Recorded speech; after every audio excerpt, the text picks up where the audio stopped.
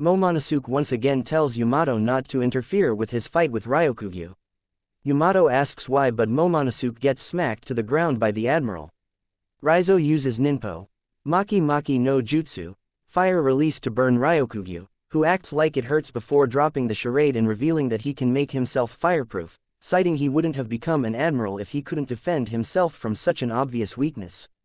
He then stabs Raizo through the chest with his roots and starts draining him, to his friend's fury. Despite the scabbard's best efforts, they are unable to permanently cut Ryokugyu's roots, and soon, Denjiro, Kawamatsu, and Nekomamushi get wrapped up. Meanwhile, Kazuki Sukiyaki and Nico Robin are joined by Trafalgar Law, who deduce their location based on their absence from the festival. They make their way further down from Sukiyaki's secret room as the former shogun admits that Kato and Orochi were still able to find the poneglyph underground because of Jack, since he is a fish man. Robin inquires what he means and Sukiyaki explains they will understand soon. Law asks how far down it goes and he says a few hundred years, just as the two notice a dim light coming from a glass block window. The two take a look through it and are surprised by what they see, an entire city underwater. Sukiyaki explains that what they are seeing is the Wano of old, specifically from 800 years ago, though he doesn't know how it ended up in such a state. Robin says that the city looks preserved, as if the water isn't seawater, and Sukiyaki proposes his theory. Long ago, Wano was much bigger and at sea level on the land around the base of Mt.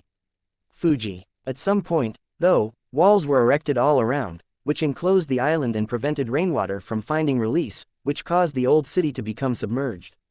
The land further up the mountain was established for settlers, and eventually became the current Wano. The three finally arrive at their destination and discover a road poneglyph, marking it as the third one the Straw Hat Pirates need to reach Laugh Tale, leaving only one left.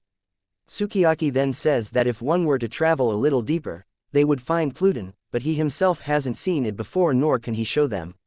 He does reveal, though, that retrieving it requires the removal of the walls surrounding the country, meaning that opening the borders is quite literal.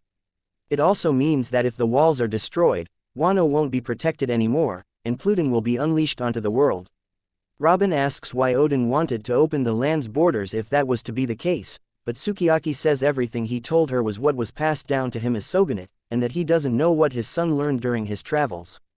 Outside the flower capital, Ryokugyu tells the restrained samurai that he wouldn't have shown up if Kato was still in charge, claiming that his presence, no matter how horrible it was, acted as a deterrent for potential predators. He once again demands Luffy be brought before him, promising to leave after he kills him. Yamato asks Momonosuke to call Luffy and the others to take Ryokugyu down, but he refuses to involve them. He also tells Yamato that he doesn't want to taint his send-off after being imprisoned for so long, and after relying on the Straw Hats for so long, he needs to prove that he and his retainers can fend for themselves once they leave. Momonosuke continues demanding that Ryokugyu leave, and he eventually manages to manifest Kado's bolo breath, heavily damaging Ryokugyu. The scabbards and Yamato react with amazement to Momonosuke's accomplishment as Ryokugyu's tree form burns to ashes. He is able to regenerate from a sapling and regain his tree form, where he announces he will kill him if he continues to stand in his way. However, Ryokugyu senses an incredibly strong blast of Houshoku Haki coming from Shanks, which causes him to return to normal. He reacts with surprise that the Red Hair Pirates are nearby, as Shanks himself says that he thinks that going after the new generation of pirates while they have their guard down seems tasteless, asking if the new age scares him that much. His presence convinces Ryokugyu to abandon his mission, and the samurai and Yamato celebrate their victory.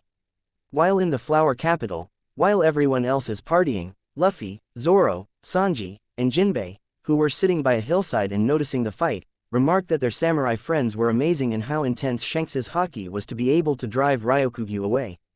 They don't know that it was him though, but Luffy has his suspicions as Shanks sails away. What are your thoughts on chapter 1055? If you don't like it, just drop a like. If you like the chapter, hit that subscribe button. I hope you guys liked this chapter. Now bye, I'll see you guys on another banger video.